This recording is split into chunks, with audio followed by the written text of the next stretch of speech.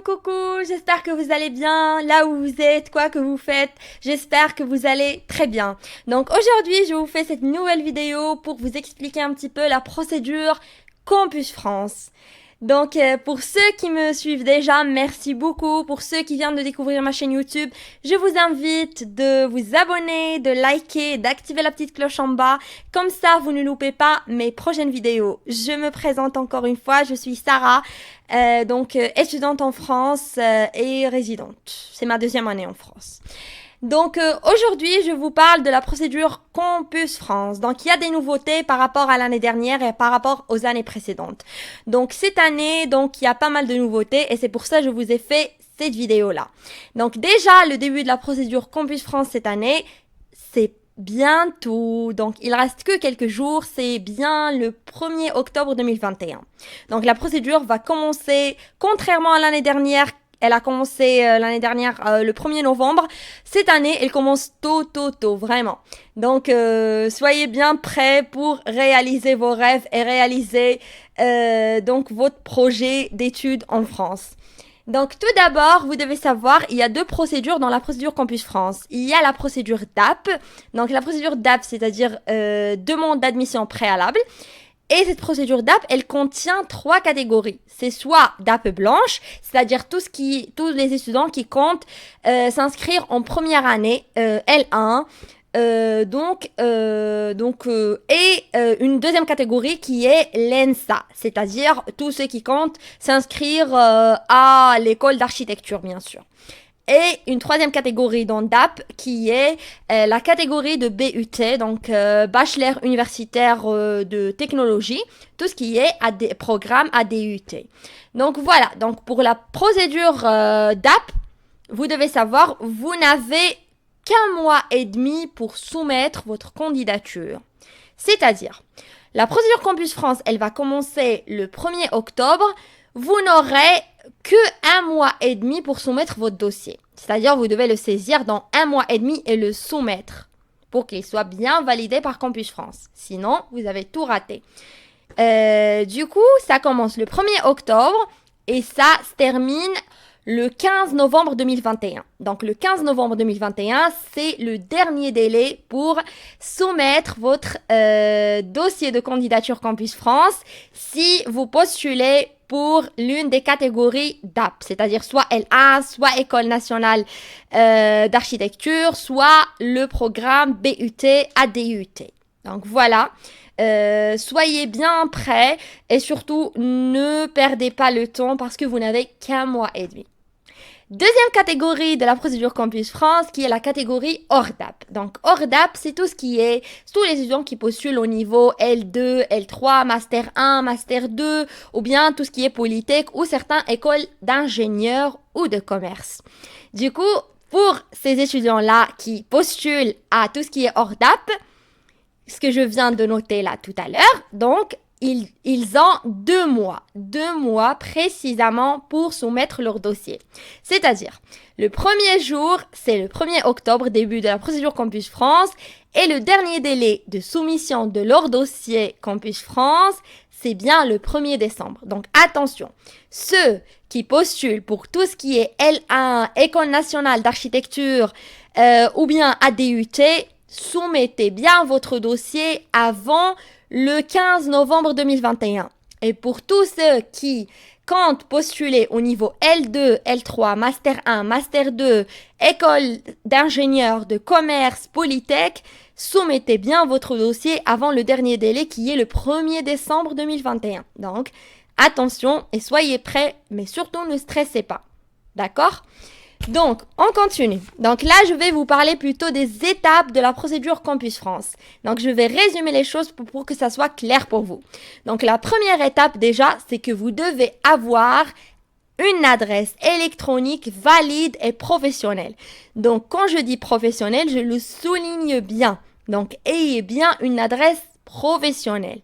C'est-à-dire, évitez dans votre adresse qu'il y ait des surnoms, des trucs chelous, genre Bella, Rosa, je sais pas. Donc évitez tout ça. Surtout, évitez tout ce qui est familial dans votre adresse électronique et mettez votre nom et votre prénom. ou bien la première lettre de votre prénom avec votre nom de famille. Donc, évitez tout ce qui est pas professionnel. Pourquoi? Parce que les écoles et les établissements auxquels vous allez postuler, ils vont bien voir votre adresse mail et ils vont bien accéder à tout votre dossier Pastel Diplomatie. Du coup, soyez professionnel et faites en sorte que votre mail vous présente aussi. Présente votre profil étudiant et votre profil professionnel. D'accord? Donc, deuxième étape, c'est créer un dossier. Créer un compte Pastel Diplomatie. C'est-à-dire créer à travers l'adresse mail un compte Pastel Diplomatie. Donc, je vais vous laisser le lien en bas vers voilà la plateforme de création du compte Pastel Diplomatie, qui constitue la première étape primordiale pour réaliser votre projet d'études en France. Troisième étape, c'est créer un dossier Je suis candidat. Une fois vous allez accéder, vous connecter à votre compte Pastel Diplomatie, vous allez avoir une rubrique qui s'appelle Je suis candidat. Donc, vous cliquez dessus et vous commencez à saisir votre dossier. Donc là, je vais vous parler des justificatifs auxquels vous aurez besoin pour saisir ce dossier. Donc, première des choses, pièce d'identité nationale. Votre pièce d'identité nationale. Vous devez aussi avoir un passeport. Ça, c'est important pour toute la procédure. Mais c'est pas forcément important pour votre compte Pastel Diplomatie, mais ça sera important pour tout ce qui vient après. Ensuite, vous aurez besoin de tous les justificatifs de votre cursus et de votre parcours, depuis la première année bac jusqu'à l'année auquel vous êtes actuellement. C'est-à-dire, si vous êtes bachelier, vous avez intérêt à mettre tout votre cursus lycée. Si vous avez déjà effectué des études supérieures, donc mettez depuis la première année bac jusqu'à tous les années que vous avez fait post-bac et jusqu'à l'année même de candidature au Pastel Diplomatie. Ok? Donc, n'oubliez pas de scanner votre dossier et de les compresser, d'accord? Parce qu'il y a une taille qu'il faut pas atteindre, quoi. Donc, ensuite, vous aurez besoin des justificatifs de test de langue. Et quand je dis justificatif de test de langue, donc ça, c'est important. Vous ne pourrez pas postuler aux établissements français sans test de langue, sans justificatif de test de langue. Minimum B2. Donc, voilà. Surtout les masters, ils demandent un niveau C1. Donc, je vous conseille vivement de passer un TCF. Parce que TCF, c'est plus facile, mais il y a une différence entre TCF, DELF, DALF. C'est que TCF, c'est juste un test qui dure, je crois, 2 ans. Mais par rapport à DELF, DALF, donc, c'est des diplômes qui peuvent rester avec vous tout au long de votre résidence en France et qui peuvent vous servir après. Donc ensuite, vous devez sélectionner, la dernière étape, c'est que vous devez sélectionner les formations dans votre panier de formation.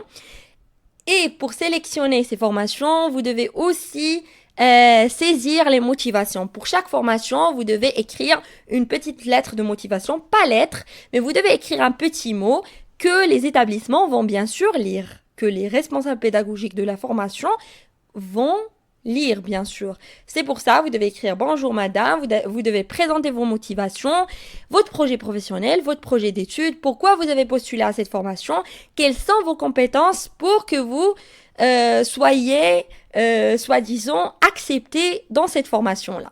Donc voilà, mais avant de sélectionner vos formations dans le panier de formation, je vous invite vivement, s'il vous plaît, de faire une recherche minutieuse dans le catalogue de formation Campus France. Je vais vous laisser le lien en bas. Vous accédez dans ce catalogue et vous pouvez rechercher par domaine, par région, par mots-clés, les formations qui vous intéressent.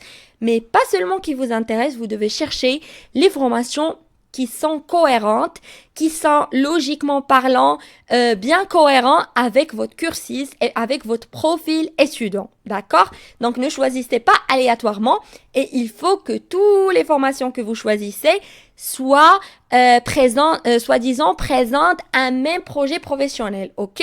Il faut pas qu'il y ait de nombreux projets professionnels qui sont contradictoires entre eux. D'accord? Cohérence, cohérence, cohérence. C'est ça le secret pour réussir votre projet d'études en France. Donc finalement, avant de terminer, voilà, je vais vous présenter combien de vœux vous avez.